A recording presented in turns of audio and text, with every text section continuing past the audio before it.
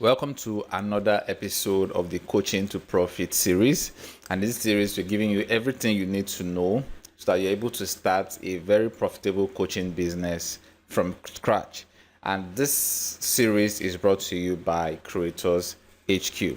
So today is day 5 and the last video. So if you missed the previous videos, that's from video 1 to video 4, you can just check below in the description. You're going to see the link to all the other 4 videos. So today we are going to be talking about how you can launch profitable coaching products like a pro. So how do you launch? What are the things that are involved in your launches to make your launches successful, to make it a successful one? So those are the things that we are going to talk about today.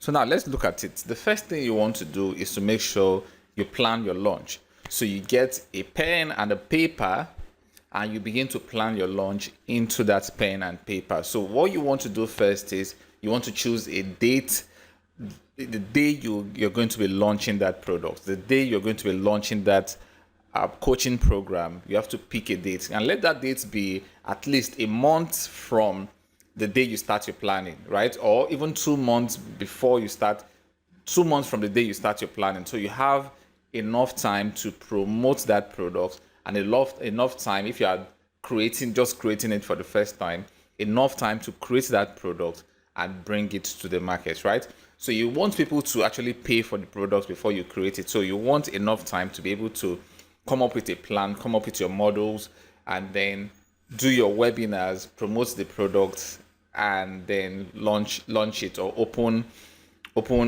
your academy for people to now actually get access to the product and begin to watch it.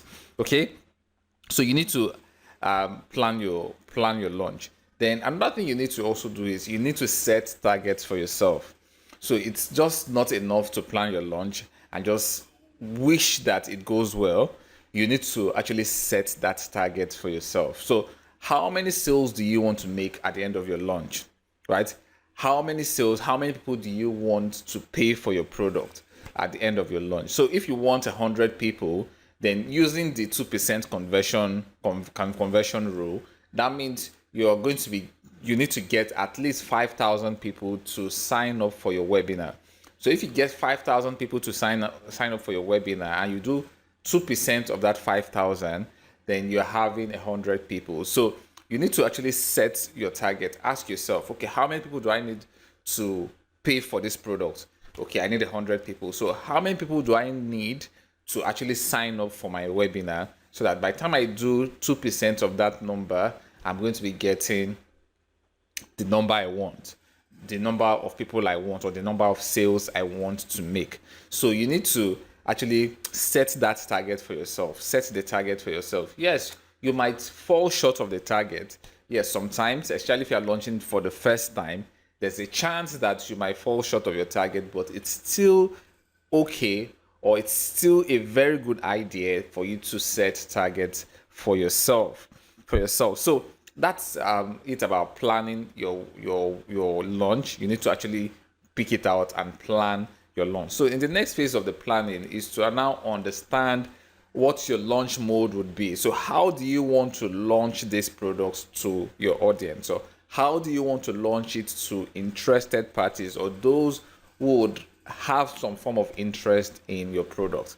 Okay, so there are different ways you can launch, and there are different reasons why you might want to launch that way, right? So the first one there is the webinar. The webinar are like the most popular ways for you to launch a product. It's even the most popular way to launch a product. So the webinar can be a live webinar or an automated webinar. So a live webinar, the kind of webinars where you are in your apartment or in your office and you're getting people to listen to you real time. So they are listening to you real time, and you're giving them that value real time. So the automated webinar are the kind of webinars where it's pre-recorded and then people just sign up to watch the webinar. So it's not live. So people always ask me that which of these types of webinars should I do? Should I go for the live, or should I do an automated webinar? I used to tell people that, see, both webinars are actually good, but if you're launching for the very first time, I mean, this is the first time you're launching, you're doing a proper launch, it's always good to do live webinars. And the reason you want to do live webinars is because sometimes you don't really understand the reactions of your customers or your audience. You don't understand their objections. Sometimes you might know some objections, but while they are live, based on the questions they're asking you, you will discover more objections because you're live. They know that when they ask you questions, you can respond to them almost immediately. So you are more likely to crush objections when you're live. So by the time you are now pre-recording that video, or maybe you are taking that video live, or sometimes I always tell people do at least 2 or 3 lives. So when you're launching, do your webinars 2 or 3 times, so that by the time you are doing the second one, you're already correcting the objections that you encountered in the first one. So that second video can now be used as an automated webinar where people just sign up and they can watch at any time they like, right? So automated webinars are always good for evergreen launches that never ends. So probably you are doing a launch that just keeps going and going and going and going. It never ends. You keep enrolling students into your academy or into your school. It never ends. So automated webinars are good for that. But if you are actually doing a launch that ends, that is going to end, that has a start date and an end date, then live webinars will be good. And also, if you are launching for the very first time, live webinars are usually very good. Okay, so the second type of mode you might want to use is the book model, right? So you have a book and you're just using that book as a front end product to bring people into your space, into your personal space, probably into your email list. So this book is not going to be a free book, but it's going to be a paid book, but really, really, really affordable book with some good bonuses. Then you get people to pay. You know that everybody who is paying for that book is interested in your business. Now, if they now want more transformation, they want you to work with them on a personal level, then they can take up your coaching programs. And because they've bought your book, they now see you as an expert at what you do. The chances of them actually taking up the next step or going to the next step would be actually very high, because they now see you as an expert who has written a book. Now, the book model also is always good for relaunches, or even not even relaunches. It's always good for evergreen launches, right? So you want people to keep buying the books, keep coming in, keep booking sessions with you, and you keep closing those people at the back end into your coaching program or into your consulting services, right? So book model also is always recommended for evergreen launches. The last way you might want to launch is using the case study model. The case study model most times is a pre-recorded video of a client you helped in the past. It's either a case study of yourself, of what you did, or the result you got for yourself, or the result you got for a client, right? So you're telling them, okay, this is what I did for the client. You're not telling them how you did it. You're just telling them this is what I did for the client. So probably you are into maybe the weight loss niche, for example. So you could do a case study of how you helped Grace go from being about 130 kg to losing maybe 50 kg in 90 days. So how Grace lost 50 kg in 90 days, right? That can be the title of your case study. So you're showing them what you did for Grace to actually get Grace to lose 50 kg in 90 days. So the first step was you had to take a look at Grace, know the kind of probably meal plans that will fit in for Grace and all that. Then you went into creating the meal plans for Grace, and then all those things. I'm not a weight loss expert, so I might not really know the steps, right? So you're showing them everything you did, but not really how you did it. So yes, you created the meal plan, but you're not going to be showing them how you created the meal plan or what is involved in creating the meal plan. You're just showing them the steps of exactly what you did to actually help Grace get that result. Now, the call to action will now be that if they want this kind of result, if they want to work with you based on what you've achieved with Grace, they can book a session with you. And in that session, you can then close them into your coaching programs. But before they get this case study, because it's going to be in a video, before they get this video, they have to sign up on your landing page. So maybe from anywhere you're getting traffic from traffic source to your landing page, they get to sign up on the landing page. Then they come to the case study page where the video is. Then just below the video, there's going to be like a button, a call to action button that tells them to probably book a session or maybe pay for your products, right? Depending on how much the product is. There are times where your product is, the fee for your product is actually very high or on the high side of high ticket. You might want to actually have an interaction with that person before you get the person to pay. But if it's not so high ticket, then you can just get them to pay right off the bat after the case study, right? So that's the launch mode.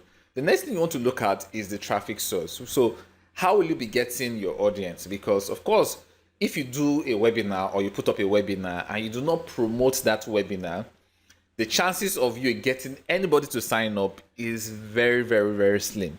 Maybe you can just get somebody that just stumbled upon it from Google, maybe 1 or 2 people sign up and that ends it, right? But you need to promote your webinar because you have targets. You have targets to meet. Probably you want to make 100 sales. You have the target of getting at least 5,000 people to sign up for that webinar. So it's important that you promote the webinar. So there are different ways you can promote your webinars depending on what you want to achieve and depending on your connections, right? So the first way is to advertise. You might need to advertise on Facebook, Google ads, LinkedIn, TikTok ads, and everything. But if you're going to be advertising, most of the time, especially if you're launching for the first time, and if people do not really know you in your industry, you're going to be simply advertising that webinar for people to register for your webinar. You're going to be advertising it to cold audiences. Now, people who do not know you, people who have probably never heard about you, those are the people that you're going to be advertising these products to. Now, when you're advertising to these people, the chances of you converting them at the back end is usually lower than if you're advertising to warm or hot audiences. But that doesn't mean that you cannot convert them, because I've actually converted cold audiences a couple of times in the past, and it worked out fine. So you can advertise to get people to sign up. The second way is for you to collaborate. So you can collaborate with people in your industry. So sometimes you might need to collaborate with cross competitors. So they have the same kind of customers that you have, but they don't sell the same kind of products that you sell. Now, there was a student of mine that did a smart collaboration some time ago. So she approached this lady for collaboration. This lady had the kind of audience she wanted, but the lady wasn't selling the kind of products she was selling. So the lady was selling a product on how to start an e-commerce business, right? How to import from China cheaply and then sell the products in the local market for a higher price, probably 300% profit. Now, she was not really teaching them marketing. What she was just teaching them was how to get suppliers in China to they can bring these products in and do their marketing by themselves, right? But this other lady decided to collaborate with this lady to teach her audience marketing. And that launch was a very successful launch because these guys were already importing and they didn't really know how to market their product. So you can see how you can collaborate with cross competitors. Then the third one is social media activities. Probably you have a lot of friends on social media who would probably be interested in that kind of things that you do. There are people who have built their social media audience for almost forever, right? So you have thousands of social media followings, and you know that these people are targeted. These people might be interested in your product or the kind of things that you do. You can promote your stuff to your social media audience, right? you can promote it to them and get them to sign up for your webinar. The fourth one are influencers. Influencers are people that they're already trusted, people follow them, and people trust them, right? So whatever they say, people will just jump at it. Whatever they just, if they just cough, people just begin to run helter skelter, trying to make things happen, right? So you might just need to identify those influencers in your niche, identify them, approach them. Most times you might not need to go for very big influencers. Look for the micro influencers, those ones with 10,000 followers, 20,000 followers, 20,000 active followers. Now, there was a time I promoted my stuff with an influencer. She had about 25,000 followers thereabout, and it was super cheap because at this point she's still growing. She's not a big influencer yet. Probably big brands are not even approaching her yet, so she doesn't really know the power of what she has or what he has. So you can approach those kind of influencers and get them to promote your stuff for very cheap, right? For very cheap. The last one is your existing audience. So probably you've been doing this before. You're not just launching for the first time. You've launched before. You have some form of existing audience around your social media circle or in your email list or in a WhatsApp group, or people that you can even retarget. So people that you've run ads to before, probably they watched your video, your video ad. You can retarget these people. These people are your existing audience. They already know you. They are warmed up. So these are the kind of people that would most likely even buy your product faster than cold audiences. So people that you get through collaboration are warm audiences. People that you get through your social media activities, they can be either warm or hot audiences. People that you get from influencers, because you are riding on the popularity of that influencer, you are getting warm audience. This influencer is saying, oh, I know this person, I'm putting my neck on the line for this person, so go check this person out and all that. So it's almost like warm audience. Then your existing audience also can be warm audience or hot audience, depending on where you have them. Okay, so the next thing is your follow-up. So you need a follow-up strategy, because 80% of your sales will come from how well you do your follow-up, right? So don't expect that, oh, my product is amazing, people would love it, so I don't really need to push for it. I don't really need to follow up on people to get them to buy this product. So people, they might like your product, right? They see your products, they love it, they're in love with it, but sometimes they are not really sure if they should buy that product or if they should jump at it, right? Sometimes they need that extra push to get them to buy that product. That's why the follow-up process is a very important process. A very important process. So you need to follow up on your prospects. So how do you do your follow-up? Number one, you get people to sign up for your webinar and you expect them to just magically remember that you have a webinar at a particular date. People have a lot of things going on in their lives, so they don't just keep track of what is going on in your life. So what they keep track of is what is going on in their life. So the webinar is important. Yes, they need it, but they have a lot of other things competing for their time. So you need to have a follow-up strategy that keeps reminding them that a webinar is coming up, because you want as many people as possible to actually attend that webinar live, because that is where the magic usually happens. So you need to put up a set of follow-up series that reminds them about the webinar. It can be in text message, it can be emails, it can be by WhatsApp, it can be by Messenger, but there has to be a means reminding them to join your webinar. Now, after the webinar, you are selling something, because on your webinar, you're going to be pitching your program, your coaching program, or your consulting packages, right? So after the webinar, you need to also remind them that this package is still available and might be closing or be shutting down soon, or the price might be increasing very soon. So the follow-up is very key. If you don't follow up, you are going to lose 80% of your potential customers or 80% of your customers. So the ways to follow up, email follow-up. Email follow-up is like the most popular way to follow up on people. So you want to do email follow-ups. You want to be able to follow up on people via email. Then the next type of follow-up you can do is chat, messenger chats, especially if you're using messenger bots like ManyChat, or you can use WhatsApp. WhatsApp also, a lot of people are on WhatsApp, so you can get them to add you up on WhatsApp, or you can do WhatsApp automation with a tool like Wamation. And then you can do text messages too. People are always on their phones, so when you text them, they are more likely to see it, right? So you can also do phone calls. Phone calls are usually very good for really high ticket products. So these guys already watched your webinar, and after your webinar, you pitched your product, but you're getting them to book calls with you. So you can actually get on phone with people and discuss their needs with them. Now, but phone call can be really stressful. So I always advise that you use phone calls for really high ticket products.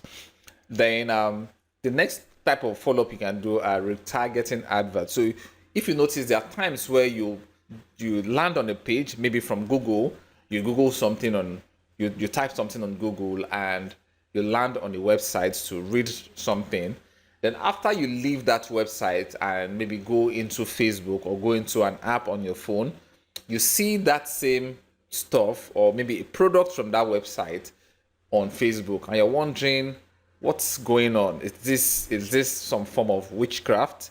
No, it's not witchcraft. They are actually retargeting you. They're actually, like, you've read something from them, you've landed on their website, they pixeled you, so they are retargeting you to buy their product from them. So now people actually sign up for maybe your case study or your webinar. Then they watch the webinar, right? They watch the webinar. When I'm launching, I'm going to retarget everybody who watched that webinar. So I'm going to do a retargeting ad, set it up in a way that only people who watched the webinar, or everybody who signed up for the webinar, those are the people I want to retarget. I want to get them to see my product. So the way I might be following up on them via email. I'm also following up on them with my retargeting ad. So that way they're seeing, if they miss my emails, they don't miss it on social media, they don't miss it on Facebook, or they don't miss it on YouTube, or they don't miss it on Instagram. They get to see it on Instagram also. So retargeting ads are one of the best ways you can actually follow up on your prospect and get them to buy. Now, let's talk about restrategizing. So there are times where your launch might not go as planned, especially if you're launching for the very first time. Because the very first time, you're bound to make certain mistakes. And that doesn't mean that if you make mistakes, you can't retrace your step. There are people who make mistakes and just crawl back into their shell. No, you can make mistakes and then re-strategize and come back better. Correct those mistakes in your next launch and come back better and even do better. So this happens a couple of times where we work with clients and their first launch, maybe there's something went wrong somewhere, and by the second launch they did way better than the first launch, or the first launch didn't really give a lot of results. By the second launch, they are correcting those mistakes and they will get better results, right? So what if my launch doesn't go as planned? So there are different reasons why your launch might not go as planned, and these are the reasons that your launch might not go as planned. The first one is the wrong audience. Probably you were selling that product to the wrong audience, right? There was a time I did a webinar. That was a very poor launch. I did a webinar, but I used an influencer, but the influencer, that was the first time I was using that influencer. The influencer was supposed to write a copy for me, but the copy he wrote brought in a lot of people who were looking for get-rich-quick schemes. A lot of people who didn't want to work for money, they just wanted money to magically appear. So when we did the webinar and I talked about them actually getting their hands dirty and really working for the money, nobody bought the products because most of the people I got in were actually the wrong audiences. So if you don't get results from your launch, ask yourself, did I get the right people into my webinar? Did I get the right people in, or they were the wrong people? So sometimes based on the questions they ask you, the things they say, you will know that, oh, these guys were the wrong people, so I didn't bring in the right people. Then the second reason why your launch might not go as planned is the wrong strategy. So did you use the wrong strategy? Were you supposed to use a live webinar and you decided to use an automated webinar? Were you supposed to use a case study and you decided to use a live webinar? So where did you go wrong with your strategy? Were you supposed to do your follow-up on text message or on WhatsApp also? Because there are times, or there are some niches that they're not good with at opening emails. So maybe you had to follow up on them using mobile or using WhatsApp or using text messages, but you didn't.